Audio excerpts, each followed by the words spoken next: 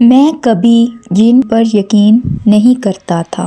میرا ماننا تھا کہ یہ سب صرف کہانیاں ہوتی ہیں، لوگ اپنا ڈر خود پیدا کر لیتے ہیں۔ مگر پھر جو کچھ میرے ساتھ اس پرانے مکان میں ہوا، اس کے بعد میری سوچ ہمیشہ کے لیے بدل گئی۔ اگر تم سمجھتے ہو کہ جن صرف کہانیوں تک محدود ہیں، تو شاید تمہاری بھی سوچ غلط ہے۔ Welcome to evil stories with Zarnish, جہاں ہر کہانی صرف افسانہ نہیں، ایک حقیقت بھی ہو سکتی ہے۔ اگر آپ کے پاس بھی کوئی اپنی کہانی ہے تو ہمیں بھیج سکتے ہیں۔ واٹس ایپ اور ای میل آپ کو ڈسکرپشن میں مل جائیں گے۔ اگر آپ ہارر اور پیرا نارمل سٹوریز پسند کرتے ہیں تو ہمارے چینل کو ضرور سبسکرائب کریں، کیونکہ یہ سفر صرف شروع ہوا ہے۔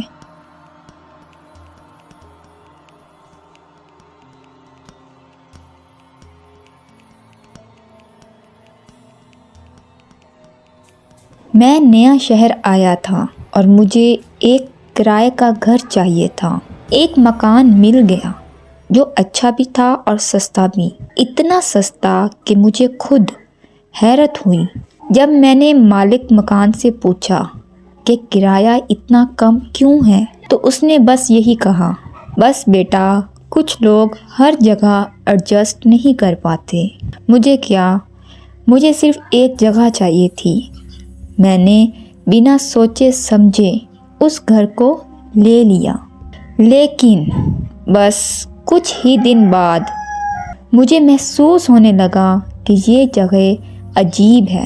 پہلی رات سب ٹھیک تھا، دوسری رات بھی کوئی مسئلہ نہیں ہوا، مگر تیسری رات جب میں بیڈ پر لیٹا ہوا تھا، مجھے محسوس ہوا کہ کوئی دروازہ دھیرے سے کھول رہا ہے۔ پہلے تو مجھے لگا ہوا ہوگی، مگر جب دیکھا تو کمرے کی ساری ونڈوز بند تھی۔ دل تھوڑا تیز دھڑکا، مگر میں نے سوچا شاید میرے دماغ کا وہم ہو۔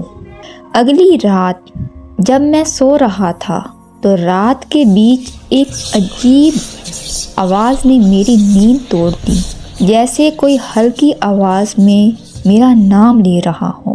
میں نے کان لگائے، مگر جب پراپر سننے کی کوشش کی تو سب کچھ خاموش تھا۔ اب مجھے تھوڑا اور عجیب لگنے لگا تھا۔ ہر وقت لگتا تھا کہ کوئی مجھے دیکھ رہا ہے۔ کبھی کبھی ایک کونا انجان لگتا، کبھی دروازہ بند ہونے کے باوجود محسوس ہوتا جیسے کوئی اس کے پیچھے کھڑا ہو۔ اور پھر ایک دن ایسا واقعہ ہوا جس نے میری راتوں کی نیند اڑا دی۔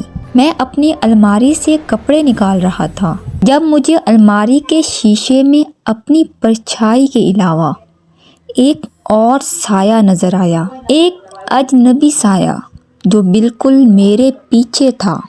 میری سانسوں کی رفتار تیز ہو گئی۔ میں نے فوراً پیچھے مڑ کر دیکھا، مگر وہاں کوئی بھی نہیں تھا۔ بس اب مجھے یقین ہو گیا تھا کہ یہاں کچھ نہ کچھ مسئلہ ضرور ہے۔ میں نے اپنے دوست فہد کو بلایا، جو پیرا نارمل چیزوں میں انٹرسٹ رکھتا تھا۔ جب وہ گھر آیا تو اس کا پہلا ری ایکشن یہ تھا، یار حسن، یہاں ہوا عجیب سی ہے۔ تم نے کبھی محسوس نہیں کیا کہ تم اکیلے نہیں ہو؟ مجھے سمجھ نہیں آ رہا تھا کہ کیا کروں۔ میں نے قرآن کی تلاوت شروع کی۔ کچھ دن سب ٹھیک رہا، مگر پھر وہ رات آئی جس نے مجھے یہ گھر چھوڑنے پر مجبور کر دیا۔ میں سو رہا تھا جب اچانک مجھے محسوس ہوا کہ کوئی میرا ہاتھ کھینچ رہا ہے۔ آنکھ کھلی تو دیکھا کہ کوئی بھی نہیں تھا، مگر جتنا زور میرے ہاتھ پر محسوس ہوا تھا وہ کوئی خواب نہیں تھا۔ میں نے اگلے صبح ایک بزرگ عالم کو بلایا۔ انہوں نے گھر کا جائزہ لیا اور صرف اتنا کہا، بیٹا، یہ جگہ صرف تمہاری نہیں ہے۔ عالم نے دم کیا اور کہا کہ اگر چند دنوں میں سب ٹھیک نہ ہو تو یہ گھر چھوڑ دینا ہی بہتر ہوگا۔ میں اور تھوڑا رکنا چاہتا تھا، مگر ایک رات سب کچھ ختم ہو گیا۔ مجھے محسوس ہوا کہ کوئی بیڈ کے نیچے ہے۔ پہلے تو میں نے اگنور کیا، مگر پھر بیڈ دھیرے دھیرے ہلنے لگا۔ میں نے ہمت کر کے نیچے دیکھا، لیکن کچھ بھی نہیں تھا۔ لیکن جیسے ہی سیدھا ہو کر کھڑا ہوا، ایک اکیلا سایہ کالے رنگ کا فوراً الماری کے اندر چلا گیا اور الماری کا دروازہ زور سے بند ہو گیا۔ بس اسی وقت میں نے فیصلہ کر لیا کہ اب اور نہیں۔ اگلے دن گھر چھوڑ دیا اور اب اس مکان کے باہر ایک نیا بورڈ لگا ہے، کرائے کے لیے خالی۔ سوال صرف یہ ہے، اگلا کرایہ دار کون ہوگا؟